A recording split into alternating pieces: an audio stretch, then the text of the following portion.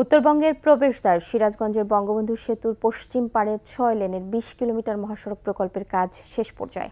দ্রুতগতিতে চলছে ফ্লাইওভার ও আন্ডারপাস নির্মাণের কাজও। সব মিলে প্রকল্পের অগ্রগতি প্রায় ৮০%। ঠিকাদারি প্রতিষ্ঠান ও প্রশাসনের কর্মকর্তারা আশা করছেন ঈদুল আজহা উপলক্ষে ঘরে ফেরা উত্তর দক্ষিণাঞ্চলের মানুষের যাতায়াত এবার স্বস্তিদায়ক হবে। সিরাজগঞ্জ প্রতিনিধি স্বপন মির্জার রিপোর্ট, জানাচ্ছেন Rahman Ronak. South Asian sub regional economic cooperation প্রকল্পের আওতায় এলেঙ্গা হাটিকুমরুল রংপুর ১৯০ কিলোমিটার ৬ লেন মহাসড়ক নির্মাণের কাজ চলছে। প্রকল্পে মোট ব্যয় ১১,৮৮১ কোটি টাকা।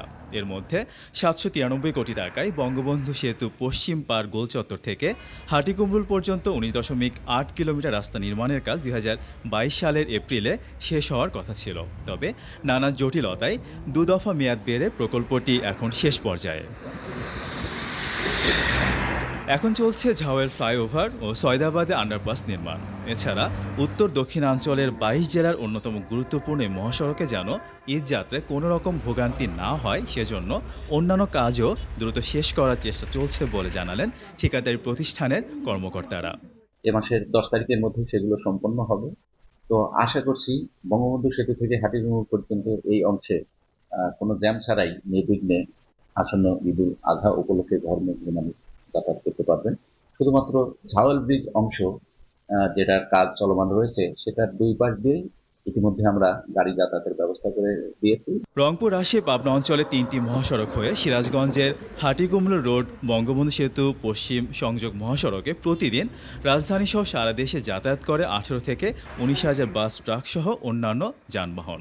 বর্তমানে এই মহাসড়ক ৬ লেনে সংযুক্তের কাজ শেষের দিকে।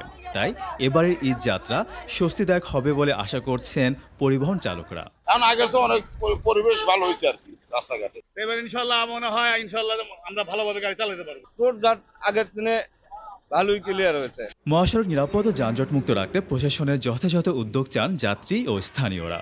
গাড়ি অনেক সময় জামজট লেগে থাকছে, বলে ২৪ ঘন্টায় জাম লেগে থাকছে। এখন অতটুকু না, রাস্তাঘাটে যে উন্নত হয়েছে, এখন অনেকটা ভালো হয়ে গেছে রাস্তাঘাট। যদি ঠিক মতো দেখলে জায়গা মনে করেন যে আছে, যদি নজরদারি রাখে তাহলে মনে করেন বেশি যানজট হবে। ঈদের আগে ও পরে মহাসড়ক যানজটমুক্ত ও নিরাপদ রাখতে জেলা পুলিশ এখন থেকেই প্রস্তুতি নিয়েছে, জানালেন কর্মকর্তারা।